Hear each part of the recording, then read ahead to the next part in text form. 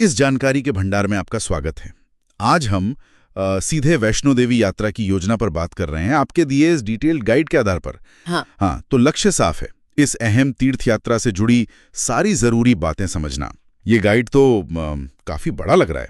और ये देखिए, हर साल 1 करोड़ से ज्यादा श्रद्धालु, तो प्लानिंग तो बहुत जरूरी हो जाती है। बिल्कुल, ये आंकड़ा ही बताता है कि ये जगह कितनी खास है। ये सिर्फ एक सफर नहीं, आप समझिए लाखों लोगों की आस्था जुड़ी है इससे। जम्मू कश्मीर की त्रिकुटा पहाड़ियों में है ये, करीब 5200 फीट की ऊंचाई पर। अच्छा। और पवित्र गुफा में वो 3 प्राकृतिक चट्टानें हैं, जिन्हें पिंडी कहते हैं, महाकाली, महालक्ष्मी और महासरस्वती का रूप मानी जाती हैं।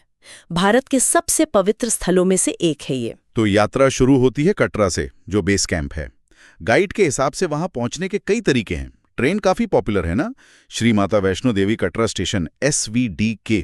जी हाँ, दिल्ली, मुंबई जैसे बड़े शहरों से सीधी ट्रेनें हैं। और अगर कोई हवाई जहाज से आना चाहे तो जम्मू एयरपोर्ट सबसे पास है, IXJ। वो कटरा से कितना दूर पड़ता है? लगभग 50 किलोमीटर। वहां से फिर टैक्सी या बस लेनी पड़ती है कटरा के लिए। और हाँ, सड़क से भी अच्छी कनेक्टिविटी है जम्मू या दिल्ली की तरफ से। ठीक है, कटरा पहुंच गए। अब गाइड कहता है रहने का इंतजाम और रजिस्ट्रेशन। हाँ, ये 2 चीजें सबसे पहले।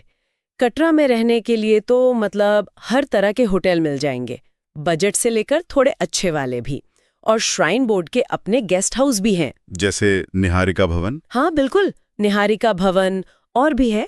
लेकिन सबसे जरूरी चीज है यात्रा पर्ची। ये रजिस्ट्रेशन है एक तरह का। ओके। ये कटरा में काउंटर पर मिलती है या आजकल ऑनलाइन भी ले सकते हैं, और ये बिल्कुल मुफ्त है।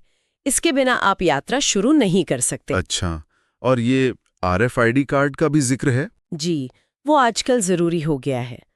रियल टाइम ट्रैकिंग के लिए है ये, मतलब आपकी लोकेशन पता चलती रहती है। सेफ्टी के लिहाज से ये अच्छा है। सही है। तो रजिस्ट्रेशन हो गया, कार्ड मिल गया। अब आती है असली चढ़ाई, कटरा से भवन तक करीब 13 किलोमीटर। जी, रास्ते में बाणगंगा, चरण पादुका जैसे स्थान आते हैं, और एक बहुत महत्वपूर्ण जगह है अर्धकुंवारी। हाँ, अर्धकुंवारी, जो करीब 6 किलोमीटर पर है, 4800 फीट की ऊंचाई पर। बिल्कुल। और देखिए, ये 13 किलोमीटर्स चलना सबके लिए आसान नहीं होता, इसीलिए कई और तरीके भी हैं। जैसे पारंपरिक तरीके तो हैं ही, खच्चर या पालकी, वो आपको मिल जाते हैं। फिर अर्धकुंवारी से भवन तक बैटरी कार भी चलती है। अच्छा, वो किसके लिए? वो खासकर बुजुर्गों और जो चल नहीं सकते उनके लिए बहुत बड़ी राहत है। और अगर किसी को जल्दी पहुंचना है या चढ़ाई नहीं करनी तो हेलीकॉप्टर भी है। हेलीकॉप्टर? कटरा से सीधा भवन? नहीं, सीधा भवन नहीं, कटरा से सांझी छत तक सिर्फ 5 मिनट लगते हैं। करनी होती है, सिर्फ श्राइन बोर्ड की ऑफिशियल वेबसाइट से होती है, और 60 दिन पहले खुल जाती है। मतलब एडवांस प्लानिंग जरूरी है। समझ गया। तो जैसे तैसे भवन पहुंच गए। वहां मुख्य आकर्षण तो वो पवित्र गुफा है, जहां पिंडियों के दर्शन होते हैं। जी, ये दर्शन का समय क्या रहता है? आमतौर पर तो 24 घंटे खुले रहते हैं दर्शन। बस जब आरती होती है या सफाई वगैरह, तब थोड़ी देर के लिए बंद होते हैं। और भीड़ वीकेंड्स और छुट्टियों में तो बहुत होती होगी, नवरात्रि में खास तौर पे। हाँ, बिल्कुल। वीकेंड्स, छुट्टियां और खासकर नवरात्रि के टाइम पे भीड़ बहुत ज्यादा होती है, तो उस हिसाब से प्लान करना पड़ता है। दर्शन के बाद भैरव मंदिर जाने का भी जिक्र है गाइड में। जी, भैरव बाबा का मंदिर। दर्शन के बाद वहां जाना जरूरी माना जाता है।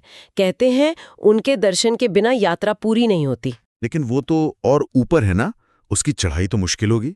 हाँ, पहले होती थी, पर अब भवन से भैरव मंदिर तक रोपवे बन गया है। बहुत सुविधा हो गई है उससे। रोपवे? कितना टाइम लगता है उसमें? सिर्फ 3 मिनट, और टिकट भी कोई ज्यादा नहीं है, शायद 100 या 150 रुपये आने जाने का लगता है, तो वो कठिन चढ़ाई बच जाती है। ये तो बहुत अच्छा है। अच्छा, अब थोड़ी सुविधाओं की बात कर लें। रास्ते में खाने पीने, टॉयलेट्स वगैरह की क्या व्यवस्था है? हाँ, उसकी चिंता करने की जरूरत नहीं। रास्ते भर श्राइन बोर्ड के भोजनालय हैं, लंगर भी चलते हैं, पीने का साफ पानी मिलता है, टॉयलेट्स हैं, मेडिकल पोस्ट भी हैं। और सामान रखने के लिए? भवन में लॉकर की सुविधा है, आप अपना सामान वहां सुरक्षित रख सकते हैं। कुछ और जरूरी बातें भी ध्यान रखने वाली हैं। जैसे आरामदायक ट्रैकिंग वाले जूते पहने, सामान जितना हो सके हल्का रखें, गर्म कपड़े जरूर ले जाएं, क्योंकि पहाड़ों में मौसम कभी भी बदल सकता है। हाँ, वो तो है। और अपना कोई वैलिड ID प्रूफ जैसे आधार कार्ड या वोटर ID वो जरूर साथ रखें। और हाँ, श्राइन बोर्ड आजकल प्लास्टिक फ्री यात्रा पर काफी जोर दे रहा है। ये तो बहुत अच्छी बात है। हाँ। अच्छा, यात्रा के लिए सबसे अच्छा समय कौन सा है? देखिए, वैसे तो साल भर ही यात्रा चलती है, लेकिन मौसम के हिसाब से देखें तो मार्च से जून तक अच्छा रहता है। सुहावना मौसम, ट्रेकिंग आसान। और सर्दियों में? अक्टूबर से फरवरी में ठंड होती है, कभी कभी बर्फ भी गिरती है। नज़ारे बहुत सुंदर होते हैं उस टाइम। जुलाई से सितंबर में बारिश का मौसम रहता है, तो थोड़ा मुश्किल हो सकता है। और नवरात्रि? नवरात्रि का समय सबसे शुभ माना जाता है। माहौल बहुत भक्तिमय होता है, लेकिन जैसा मैंने कहा, भीड़ भी उसी हिसाब से बहुत ज्यादा होती है। और गाइड में एक अंदाजे का बजट भी दिया है, दिल्ली से 2 लोगों के लिए करीब 6,000 से 8,000 रुपए। इसमें क्या क्या शामिल है? हाँ, ये एक अंदाजा है। इसमें ट्रेन का किराया, कटरा में साधारण होटल में रुकना, खाना पीना, ये सब शामिल हो सकता है। ये तो इस पर निर्भर करता है कि आप कैसी ट्रेन लेते हैं, कैसा होटल चुनते हैं। सही कहा। तो कुल मिलाकर हमने यात्रा के लगभग सभी पहलुओं पर बात कर ली। कैसे पहुंचना है, कहाँ रुकना है, चढ़ाई कैसे करनी है, दर्शन, सुविधाएं, जरूरी टिप्स। जी हाँ, ये गाइड वाकई में प्रैक्टिकल प्लानिंग के लिए काफी मददगार है।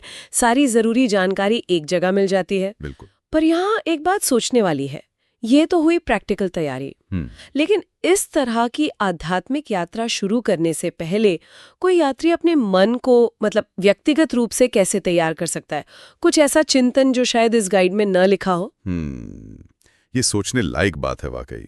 खैर, इसी विचार के साथ आज की ये पड़ताल यहीं समाप्त करते हैं।